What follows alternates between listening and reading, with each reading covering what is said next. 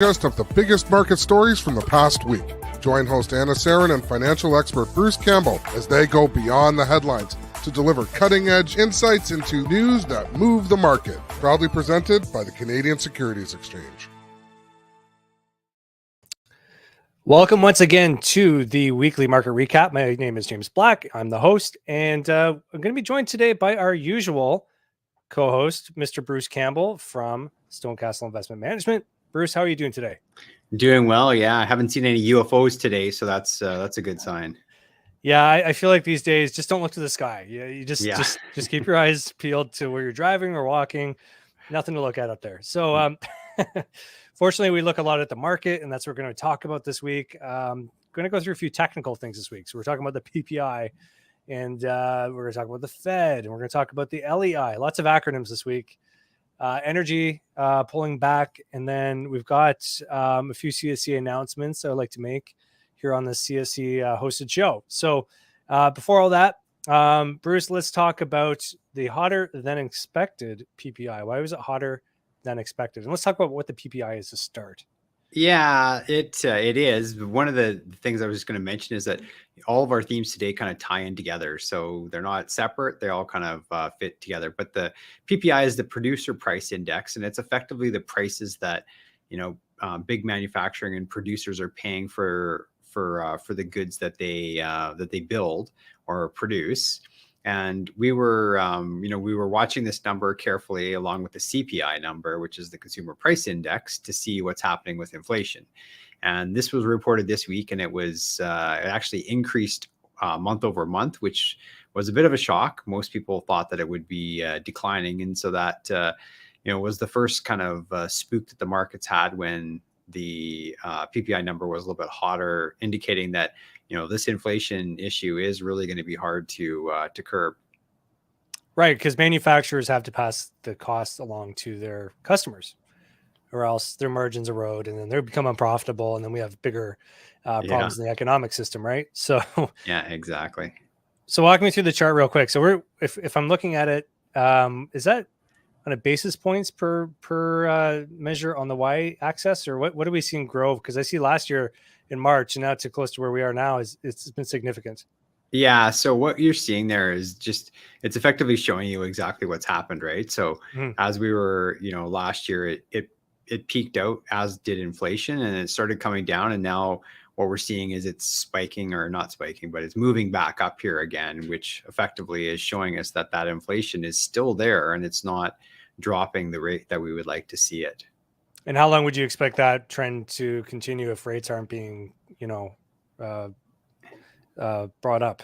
Yeah, I mean, that's the $1 million question, right? Everyone's looking at, higher rates and when that's going to have an impact on, spending and inflation and, goods, and it's not, it's not having the impact that, some people had expected for sure. What we know is that the rate of change data coming up over the next 3 months for the CPI and the PPI from 2022, those 3 months had fairly significant increases. So the month over month numbers, it'll be interesting to see what happens with those. But the year over year numbers should start to see some sort of fairly significant decline. So we're off inflation from, call it the highs around 9% down to kind of mid sixes now. And I would expect that, 3 months from now, we'll probably be into the, sort of high 4s or 5 range. Right. And I saw a number doing some research for this week was the U.S. debt level is close to $1 trillion. Mm-hmm. And we've also talked about job numbers. And so there's been a lot of buying power still in the system. So that's not helping. Yeah, no, anytime that we've had inflation in the past and then rates have gone up, then, historically the economy's weakened off, and there hasn't been, a huge hiring growth. And as a result, what we saw was that, job inflation, our wage growth inflation has moderated. In this case, we're really not seeing that. There's still lots of demand for people to work. And so, the thought and the worry is that, they continually ask for higher wages, and then that is just one more inflation that the business owner has to pass along to the consumer, and it keeps that cycle going. Okay, no, good point. Now, you mentioned earlier that the Fed had said spoken. And then people, consequently got kind of spooked. So what exactly did they say that got the market all concerned?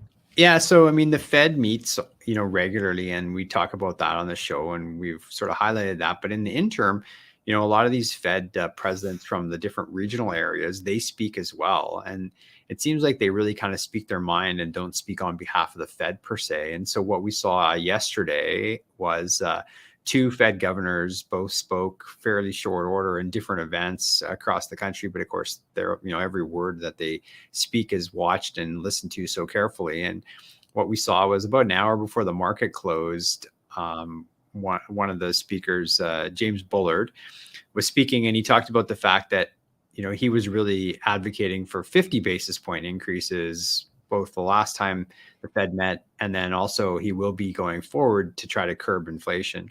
And the market doesn't like that. It's worried about higher interest rates and what effect that has on, all the capital formulations and calculations that, most portfolio managers and investors use. And so as a result, the market declined for the last hour of trading yesterday. And then today was still, spooked and concerned about what was said and what that means for the future of interest rates. And it sold off and has been down negative most of the day today as well. Yeah. How do you react personally when you see these announcements? I mean, the one thing that we know is that, the inflation has been difficult, but it is moderating in the right direction. Yeah. We still don't know what the lag effect of all the interest rates are on the economy. The traditional thinking is that it took, anywhere between 12 and 18 months for those to really have their full impact on the economy. If you think that that's the case, and it's still the case, then, they only started increasing interest rates 12 months ago, and that was only a small amount to start with. The bigger increases happened, probably through the, May to August timeframe. So those bigger increases haven't really affected the economy yet in full force, is what I would think. And so, you'll see that delayed effect. And so you'll see probably inflation start to drop or moderate in the next, quarter or two here. Yeah. Now, as always, you are the master of the segue. And the next topic was lagging economic indicators, right? So I want you to walk us through this LEI release. I'll put the chart up right away.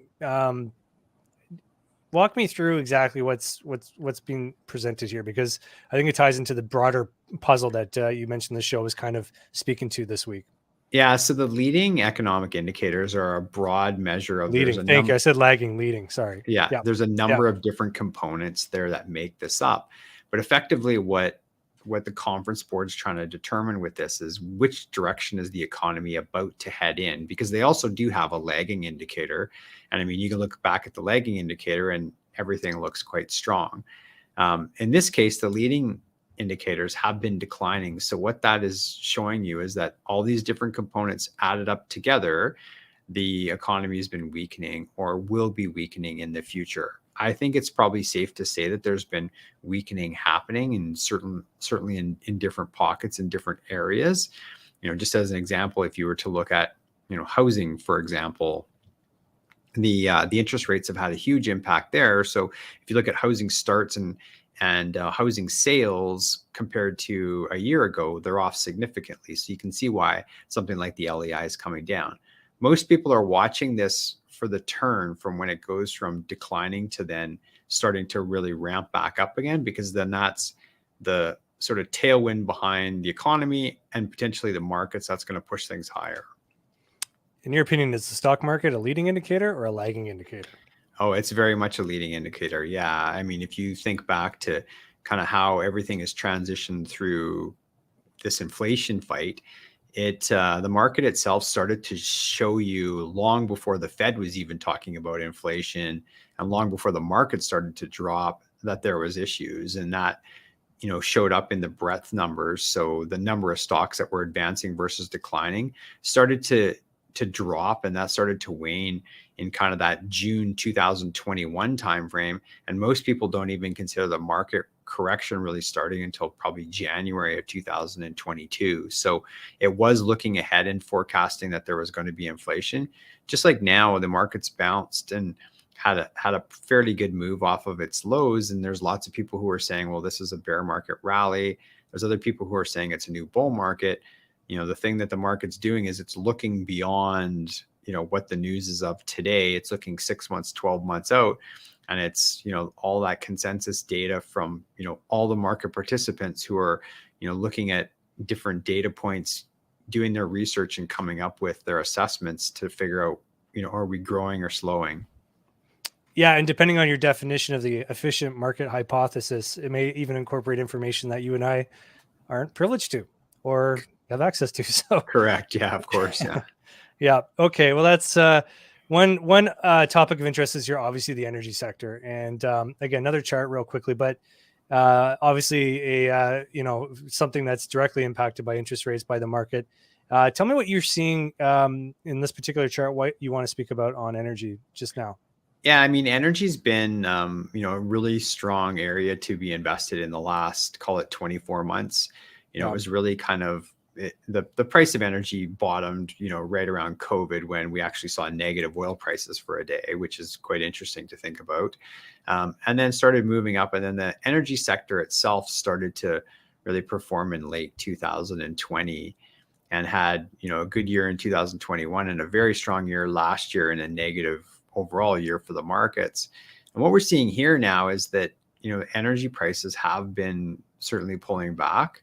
And we've seen them pull back a long ways off their high, and we continue to see that. And I think that that's, part of when we see the LEI number dropping, when we see some economic weakness, that's what the price of oil sees as well, is that, there's a potential that there's kind of less demand right now. At the same time, there's more supply. So, the build for the U.S. oil industry was bigger than normal, meaning that there was more oil that's in storage now than before. And then, you sort of top on side of this, the fact that the Strategic Petroleum Reserve in the U.S., they announced they were going to release more barrels into the system here, in the future. And so that also has an impact on that supply and demand. And it's just taking the price of oil down. And now that sector that was so strong last year hasn't been performing quite as strong this year. Yeah, of course. I mean, there's the political aspect of trying to reduce the pain at the pump, but curveball question for you. How much do you think the, for lack of a better term, threat of electrification is impacting current gas demand or oil demand or energy prices in general? Yeah, I mean, I don't think it has a huge impact at this point in time. No. China coming online would have definitely, like, building their economy back up would have a bigger impact. All the people who are revenge traveling would probably have a bigger impact at this point in time. In the future, that's going to have a much larger impact. But right now, I don't think it has enough to really significantly sway things quickly. No, and it could be a while yet before that really is an issue. Okay, now I want to talk a little bit about our CSE news that we do every week. PreDAC. Now, I put this up because now that not the specific event. I'll get to that in a minute, but PreDAC. For those who don't know, every year in Toronto, usually the first week or second week of March, the biggest, as far as I know, resource show is hosted here in town. And it's where, they have two key components to the show. One is an investor floor where the CSE will be and many of our clients. And then we have a trade show floor with, drillers and other ancillary service providers to the industry. Now, what we do at CSE is not only do we participate in PDAC, but we've created our own events called PreDAC. And I think this year, to title back to why we do this is I was looking at the last month of listings on the CSE. I think there was 13 new listings, predominantly in the mineral exploration space. And then if I go to my website, if I go to thecse.com and you go look at the latest listings on the CSE, it is almost completely all mining companies at this stage over the last few weeks. So there's a trend there, obviously. And so what you're going to be doing for us is speaking at our Vancouver event. So anyone who's in Toronto or the Toronto area, you're welcome to sign up for our event at the Albany Club on March 1st. And Bruce, tell me why you're going to come and speak in Vancouver while I put up the invite for that. Yeah, I'm going to be out there next Thursday for the PreDAC in Vancouver. And, there has been quite a revival here in the energy or in the mining sector, much like the energy sector happened, sort of 24 months ago. It looks like that's what we're starting to see now in the mining sector, in that, it's been really undercapitalized for probably the last 5 or 6 years, and money's starting to flow back in there. We've seen an increase in some of the commodity prices. And then we've also seen, investors looking for alternatives on where they can invest their money, in the next 5 years. And they're looking at some of the growth areas. So, precious metals are up, base metals are up, and then the battery metals are a huge area, especially when, we talk about electrification in cars and battery storage. That's all very important. And, there's not right now, there's a real shortage of some of those battery metals. Absolutely. Yeah. And we thank you for joining us next week in Vancouver. I'm sure whatever little sample you got here on the show, you'll get more of from Bruce at that event. Now, the week coming up, what are you anticipating? Well, you are, long weekend coming up, so short market week next week, but anything we should be looking out for, Bruce? Yeah. I mean, the biggest thing is just going to be what we continue to see on the kind of inflation, interest rates, and, Fed speak front, right? That's had a fairly dynamic impact. It seems like corporate earnings, there still will be some more companies that are reporting getting a little bit less in the US, but more so in Canada. And that has impact on, kind of individual stocks, but it's more the macro, where inflation's going and what the Fed's doing that'll have an impact. No, certainly. And I mean, the show does tend to be biased, and most financial media is biased towards the US just because it's sort of the tail wagging the dog. But it goes to show that, we are very much indebted to what they do there. But yes, there are things we can actually do up here. So I anticipate more talk of Canadian market dynamics next week on our show. Until then, thank you, Bruce, and once again for joining us. And I was your guest host for the week, James. And hopefully we'll see Anna next week. So until then, hopefully we'll see you at one of our PreDAC events. Registration information will either be below or on our website at thecse.com. Thanks, Bruce. We'll see you next week.